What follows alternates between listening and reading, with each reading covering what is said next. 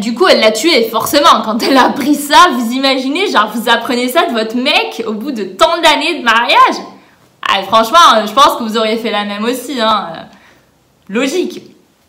Hey, vous allez bien? Moi, je suis de super bonne humeur. Porque, je ne sais pas, peut-être parce que dans 2 jours, le 3 novembre, je ne sais pas à quelle heure tu verras cette vidéo, c'est mon anniversaire, je fêterai mes 23 ans.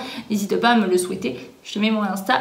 Juste ici, nous allons parler d'une petite affaire de qualité, une affaire française, d'une serial killeuse. Ouais, bon, allez, les gars, s'il vous plaît. Enfin, serial killeuse, peut-être qu'elle a fait une victime, ou peut-être en a fait-elle plusieurs. On ne sait pas. Bref, reste jusqu'à la fin de la vidéo pour savoir si du coup elle a assassiné une personne ou de multiples personnes. On va parler aujourd'hui de Marie-Aimée Fortuné-Capelle. Qui est cette femme? Cette femme qui est née le 15 janvier 1816 à Paris et qui est décédée le 7 septembre 1852 à l'âge de 36 ans, Ussat en Ariège. Bon, c'est une femme de bonne famille. Il faut savoir qu'elle est issue d'une famille de barons, une famille vraiment des bons gens, avec beaucoup d'éducation et de valeurs et de principes. Marie a reçu une éducation très stricte et avec beaucoup de valeurs, de principes et une éducation claire. Elle a été élevée par des parents qui lui expliquaient que le rôle d'une femme, c'est de s'occuper de la maison, de la famille et de son mari. Oui, je te vois venir. Je te vois toi venir. Oui, mais c'est quoi ces clichés? Ben, c'était l'époque, on est en 1800, les gars. Il y a un moment donné, il va falloir avancer. Bref, on revient. À l'âge de 23 ans, Marie rencontre un homme. Ah là là, c'est qui celui-là? Il s'appelle Charles Pouche Lafargue, qui du coup, par la suite, deviendra son mari. Elle s'appellera Marie Lafargue. Enfin, logique, quoi. Et du coup, son mari, quand elle l'a rencontré, du coup, elle était genre en mode waouh, il lui a vendu du rêve. Il lui a dit, on va acheter une maison, on aura des enfants et on aura vraiment un foyer stable tous les deux. Il lui a vendu du rêve pendant des mois et des années. Il lui a menti en lui disant qu'il était propriétaire de plein de patrimoine, alors que nada, il n'avait pas de moulin. Hein. Le petit Carlito, il lui a mytho, hein, sans faire de jeu de mots. Oh, ce jeu de mots. Sérieux, Marilyn, j'aurais pas pu faire mieux. Bref, c'est pas grave, on reprend quand même. Du coup, Charles, il lui a vendu du rêve, il lui a dit « Ma petite puce, t'auras la vie d'un loquant, on va voyager, tu connais le sunset, on a capté. » Marie, elle était contente, tu vois, on te vend du rêve, sachant qu'elle a été élevée quand même dans une famille très sérieuse, très pieuse. Elle était contente, quoi. Elle se dit « J'ai trouvé le bon, je vais pouvoir être heureuse et vivre ma best life avec lui. » Seulement, les choses ne se sont pas passées comme prévu. On découvre par la suite que Marie Lafargue a tendance à être un petit peu michto, hein, mais vous comprendrez pourquoi. Il lui a vendu du rêve pendant des mois et Marie ne comprenait pas pourquoi il n'y a toujours pas la maison en fait. Enfin, ça fait des mois que tu me parles de cette maison, à un moment donné j'habite encore chez les darons, moi j'ai envie de déménager, hein, j'ai envie de vivre avec mon mari. Sachant qu'ils étaient mariés mais n'habitaient pas encore ensemble. Pour qui vous verrez par la suite. Il lui a dit, bon voilà, on va habiter ensemble ma petite chérie, ne t'inquiète pas, on va aménager ensemble, on aura une belle maison, machin. Mais à un moment donné frérot, il va falloir avancer, t'avances pas là. Hein. Du coup, ce qu'ils ont décidé, le couple, c'est de visiter cette fameuse propriété. Le mari lui a montré une magnifique propriété, seulement ce n'était pas la leur, bien évidemment, vous voyez l'arnaque dans l'histoire. Elle découvre le jour du déménagement qu'en réalité, elle va vivre dans une auberge. Ah, je vous vois venir, c'est très bien d'habiter dans une auberge, mais quand on te parle depuis des mois et des mois d'une superbe belle villa avec une propriété, jardin, etc., une magnifique cuisine, sachant que je vous rappelle qu'à l'époque, c'était le lieu préféré des femmes. Donc du coup, elle s'est dit, je me suis faite berner, qu'est-ce que c'est pas ça? Du coup, elle s'est énervée auprès de son mari, elle lui a dit, mais pourquoi? Pourquoi tu fais ça en fait? Oh, frérot, ça fait des mois, je suis là comme ça, j'attends la maison. Qu'est-ce qui se passe? Mais il lui a dit, ne t'inquiète pas, on va bien aménager tout ça. À noter que Charles était un homme très intelligent et que c'est lui qui gérait les affaires financières du couple. Marie n'avait pas vraiment son mot à dire. Elle devait se taire, disons. Voilà.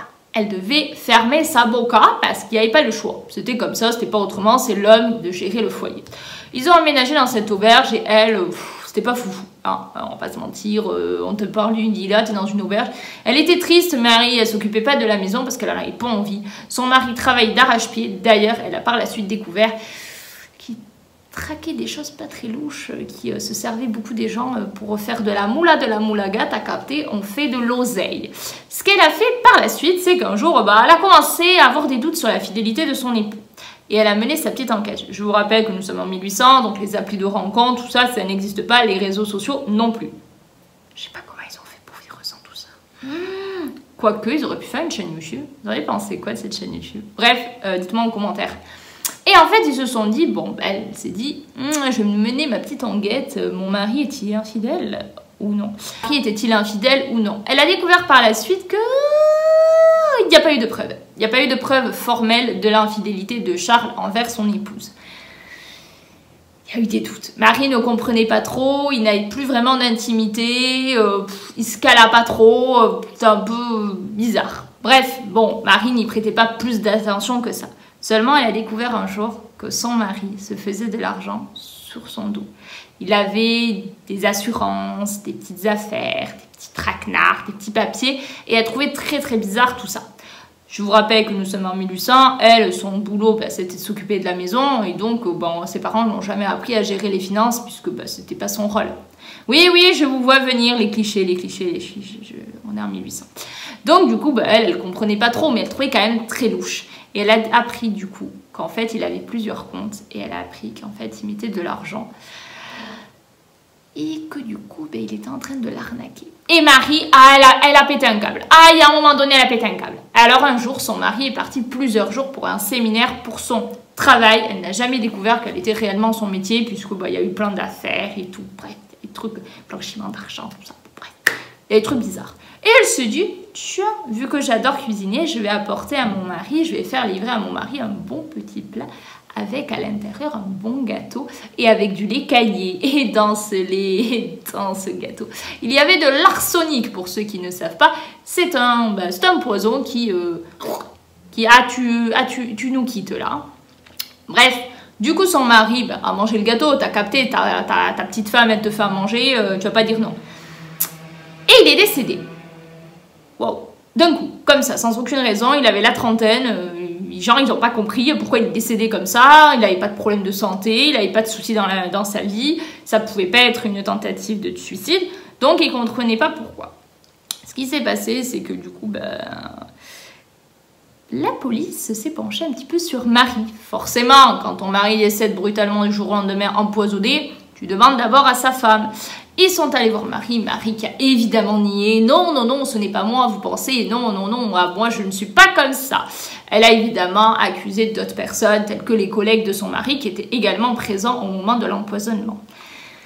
Et la famille de son mari disait, c'est sûr que c'est elle. Bon, on a encore à l'heure actuelle pas de preuve formelle qu'elle était responsable des actes, mais bon. Alors du coup, on lui a proposé des travaux d'intérêt généraux pendant plusieurs années. Elle en avait marre, mais il faut savoir qu'elle n'a malheureusement pas été condamnée pour ses faits, manque de preuves. Il faut savoir qu'à l'époque, il y avait d'autres affaires et tuer son mari était quelque chose d'assez courant à l'époque. C'était quelque chose, que ce soit par la jalousie, l'infidélité ou autre. Là, il a arnaqué le frérot. À un moment donné, il fallait agir. Ceci est de l'humour du second degré, les gars, d'accord? On ne s'excite pas, merci. Du coup, elle est décédée le 7 septembre 1852 à l'âge de 36 ans à Ussat, en Ariège. Son mari, finalement, est-ce que c'était vraiment quelqu'un de mauvais? Est-ce qu'il était vraiment infidèle? Cette histoire d'argent sur son dos, est-ce que c'était pour lui préparer peut-être une surprise? Peut-être qu'il avait prévu quelque chose. Peut-être qu'il voulait justement acheter une meilleure maison pour peut-être fonder une famille avec son épouse. Ou peut-être c'était juste un gars malin, t'as capté. Était-elle responsable réellement du décès de son mari? Ou a-t-elle fait venir d'autres personnes pour agir? Nous rappelons bien qu'elle a demandé à quelqu'un d'apporter le gâteau à son mari. Est-ce que cette personne savait ce qu'il y avait dans le gâteau?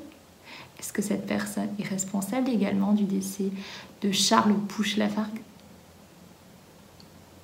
On ne sait pas. À vous de me mettre en commentaire vos hypothèses concernant cette affaire. Est-ce qu'elle était réellement responsable ou pas? Est-ce qu'elle a été manipulée ou pas? Est-ce qu'elle était avec d'autres personnes ou pas? Est-ce que d'autres personnes étaient au courant des manipulations? Du coup, à votre avis, mettez-moi en commentaire ce que vous pensez sur cette affaire. Était-elle réellement responsable ou est-ce qu'elle a été matrixée, endoctrinée? Est-ce que c'était une femme jalouse, qu'elle pensait à une infidélité qui n'a jamais existé? Est-ce que son mari était réellement infidèle? Qu'est-ce qui se passait? Est-ce que le fait que sa femme ait des problèmes pour avoir un enfant était la cause principale de son éventuelle infidélité? On n'a aucune preuve à l'heure actuelle d'une éventuelle infidélité de sa femme. Je voulais parler de cette affaire parce que ça concerne une escroquerie et il y en a beaucoup. Même en 2022, bientôt 2023, il y a énormément d'escroqueries. C'est pour cela que je trouve très important de faire attention quand vous vous mariez à quelqu'un. Alors vous allez me dire, oui Marilyn, le mariage c'est la plus belle chose qui soit au monde, bien sûr. Mais il faut vraiment faire attention. Faites des contrats de mariage si vous possédez des patrimoines, des logements ou autres et que vous ne voulez pas que la personne, au moment d'un éventuel divorce, récupère quoi que ce soit. D'accord? Vous n'avez pas le droit, la personne du moins, à partir du moment où vous êtes divorcé, si vous avez fait au préalable un contrat de mariage, la personne ne peut pas bénéficier de vos biens avant votre mariage, mais uniquement après votre mariage. Je parle de choses négatives, mais c'est très important d'en parler. Beaucoup de personnes se font avoir et manipuler par rapport à ça. Et je trouve ça quand même assez triste et dommage que ça soit un homme ou une femme. Un homme aussi peut se faire manipuler par une femme, par sa beauté, par sa bienveillance et se faire avoir aussi comme un bleu.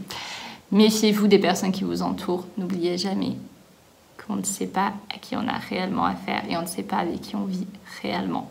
À votre avis, est-ce que Charles était infidèle ou est-ce que Marie s'est fait un fil? Est-ce que tout cet argent qu'ils mettaient de côté, c'était pour eux ou est-ce que c'était que pour lui? Marie était-elle en pleine possession de ses moyens au moment où elle a empoisonné son mari? Ou est-ce qu'elle était manipulée par quelqu'un d'autre? À vous de me donner votre avis en commentaire.